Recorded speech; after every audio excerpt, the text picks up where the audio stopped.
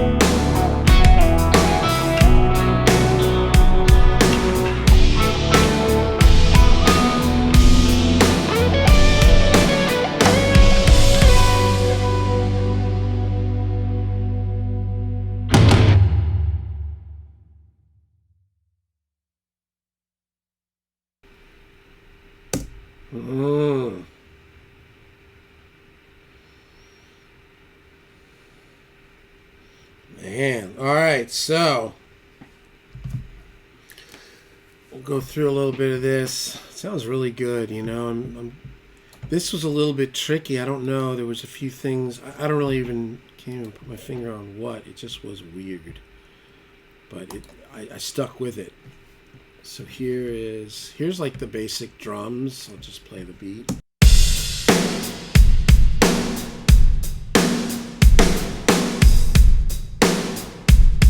I added a little bit more like space in it. I brought up this Bricasti after going out to the car. It felt a little dry. It was a little loud. It kind of was cool, but it was like I wanted it a little more vibey, not so metal. So yeah, there's the drums. So the way this is working, I've got a kick in and a kick trigger, which really the kick in is just the kick. This is Superior Drummer. This is completely programmed. And then I've got a kick trigger, which has, these are the triggers on it. I don't know where I'll put my picture. Maybe I'll put it up there. So, one thing, yeah, and I've got I'll play.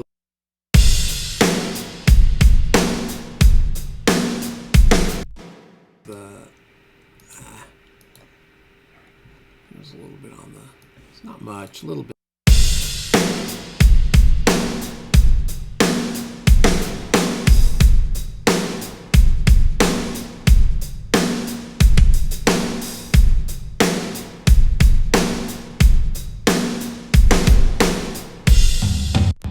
we'll loop this out.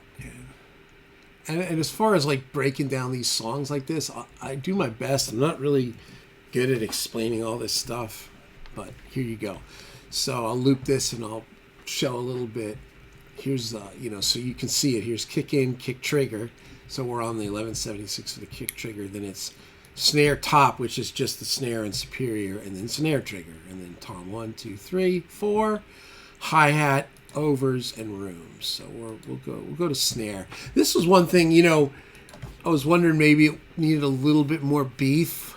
I think I put a little bit up here, but I sometimes I do that Neve. Let's just try this.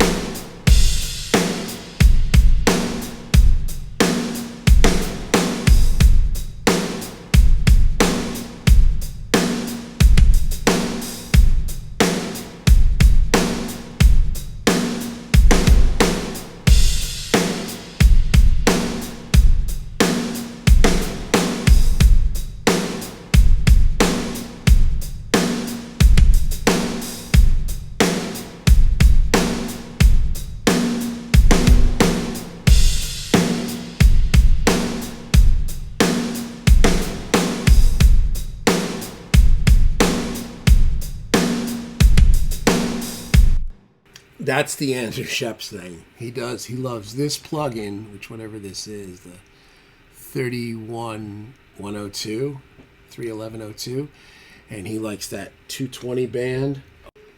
Okay, kids are okay. What? This is weird. Why are these? Okay, let me go back to. Why are they not fully panned? Oh my God, look at that. They came in like not fully panned. All right, well maybe that'll make it a little wider. But anyway, it's this 220 on this thing on the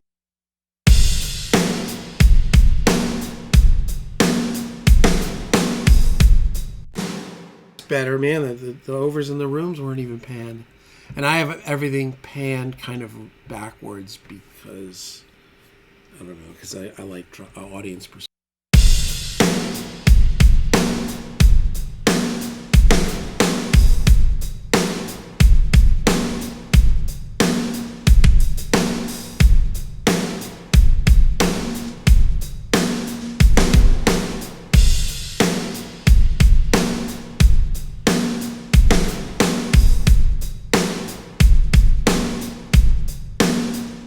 Got to be careful. Like a little bit goes a long way. This is powerful.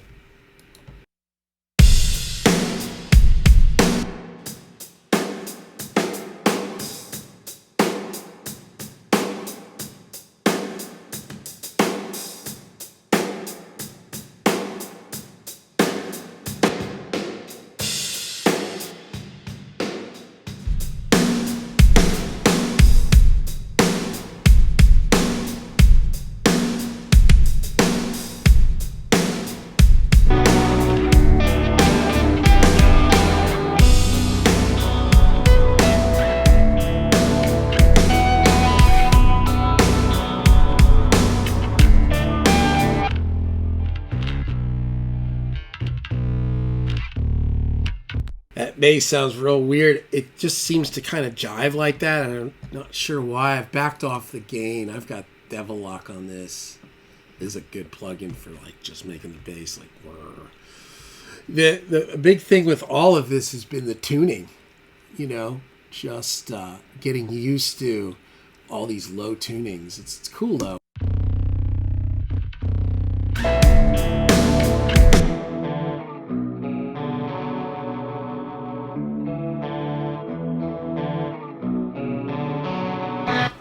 That's the Gretsch with my 800 on the left, which is that way for you.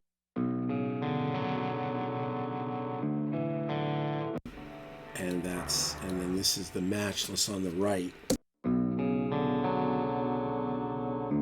That's a single track stereo, and I've got the 800s and 80s and 60s mode. That's with the Gretsch baritone, with the Mythos, a little H3000 L cap dotted eighth. There it is.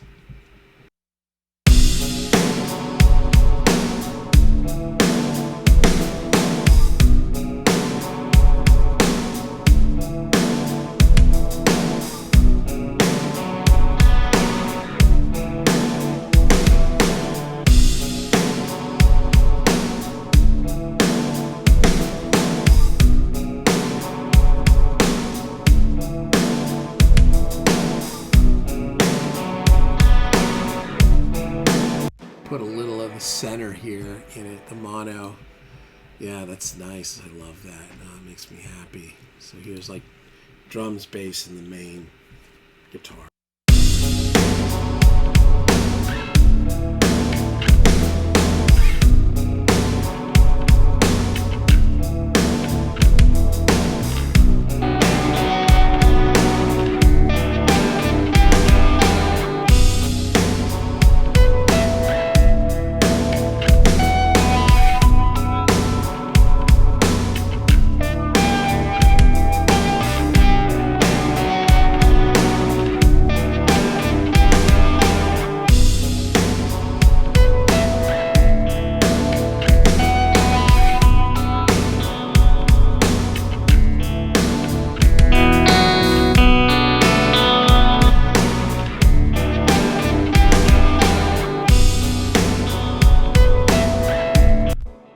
That melody lead part is my Jazzmaster into the JVM patch that I have that I made in Axe-Fx with the Crybaby in Axe-Fx.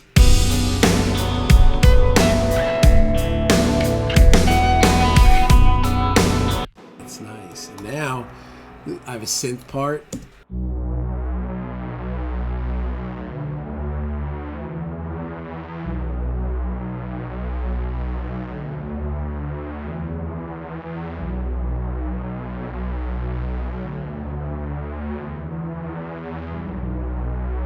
I have a video of me. I fumbled around for about 10-15 minutes and then just ended up with a simple pad. So here's everything in.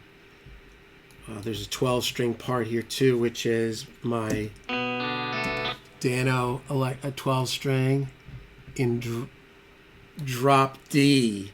Because remember, the song is actually in B because it's a baritone, and I did it B to D to E, I think.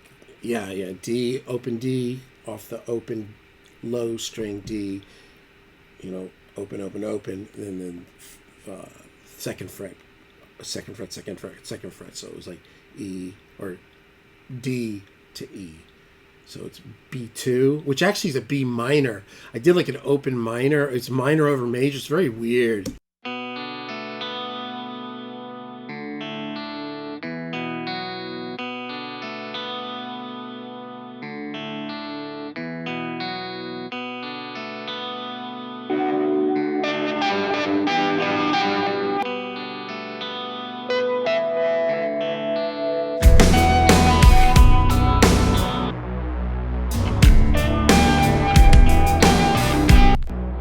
That's the main part of all that. Then when I come into the heavies, I took out the main like Gretsch guitar just because it was a little too, I don't know, it was too much. So I just brought in the heavies, which are here.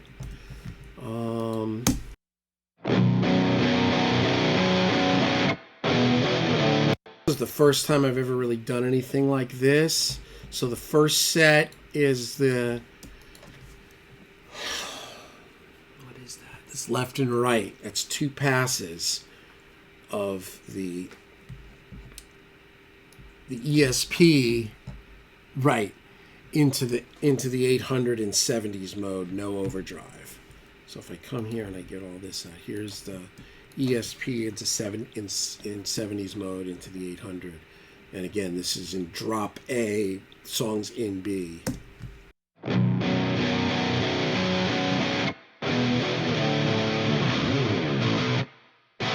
And this I track completely dry. I put a little of the space on there because when I first took it out there, I was like, oh man, it was dry. You know, it was kind of a weird way. I like, you know, how many people,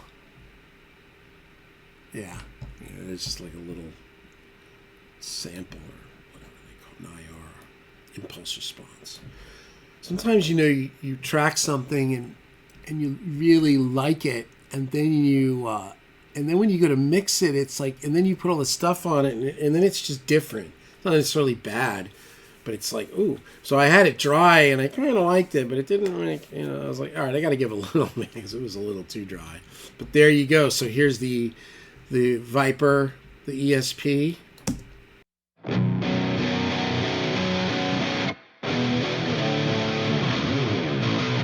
Now the same track reamped through the Mesa.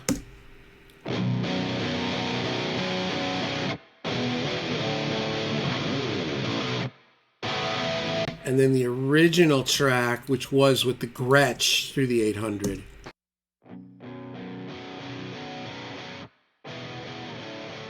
Which is nice, but I wanted like less of the Gretschy thing. I wanted something different. So here's all 6 tracks. It's actually 4 performances. The first 2 are here, and then these 2 are just a reamp of the DI of that, and then this was the original. So it's 4 performances. Here we go.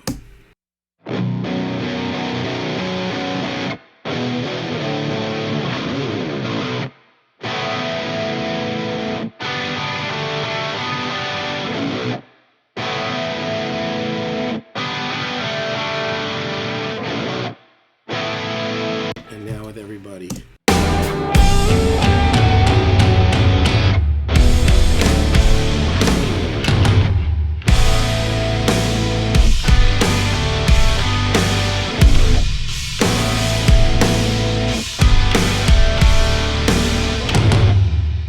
Nice, and it's interacting well, I think, with the bass.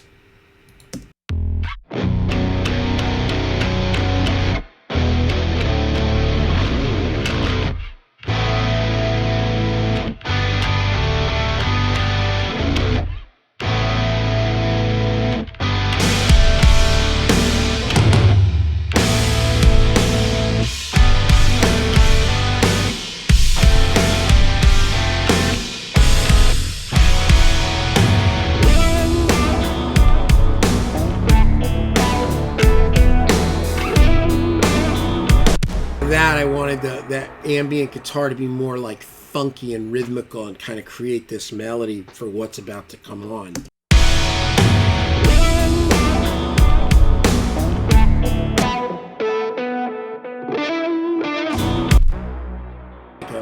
Like a talk box. It's kind of very formanty, and that was kind of the concept of it. It's all just in B. I think this is my Jazzmaster. Right, again, into that JVM patch that I made in the Axe-Fx and the Crybaby in Axe-Fx.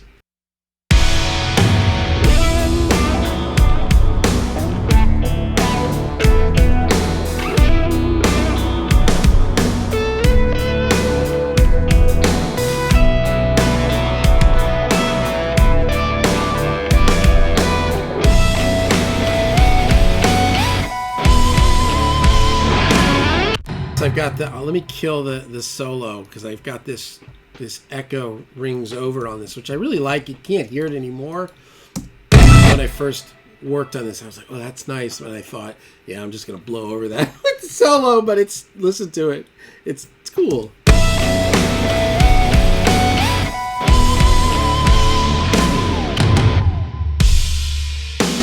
That's long been over.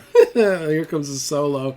This is, what is the solo? The solo is, did I not write down the settings on this? The solo was, I think, my WCR into the 2C plus. I think that's what this is. What's on the solo? This I shaved some top off. Yeah, that 2C plus is too bright. A little 1176, and then I L1'd it just to kind of sit it.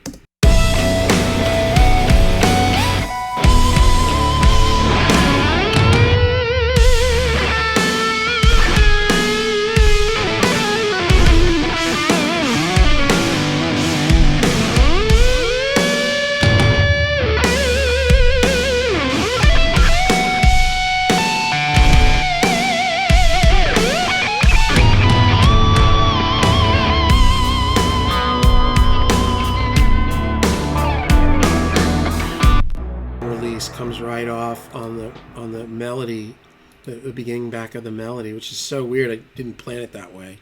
A lot of this stuff just happens, and I volume trimmed the solo coming out of it. You'll see it volume trims down here.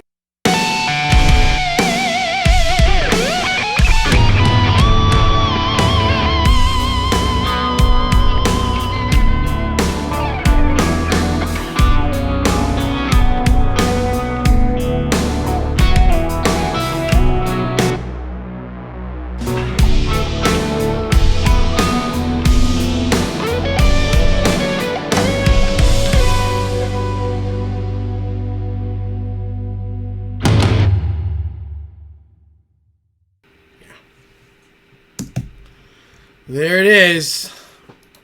My new tune. It feels so good to be doing this, man. It feels so good to be doing this. I'm so happy with this. I'm going to bounce this out. Probably send it to my buddy Nate. Let him take a listen. And then, I don't know what's next. I've got a tune. Oh, and it starts with that reverse guitar. That was, I hit the, and then I reversed it. This was, it was a different tempo. The song's in 90 and it was set at 120, and I just thought it sounded cool. Here it is right here. You can see this. It's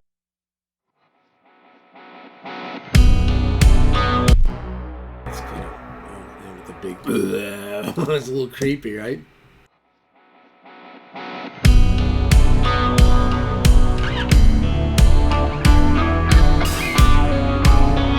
The whole feel of this was kind of, I started hearing the words upheaval, like it's like very kind of like,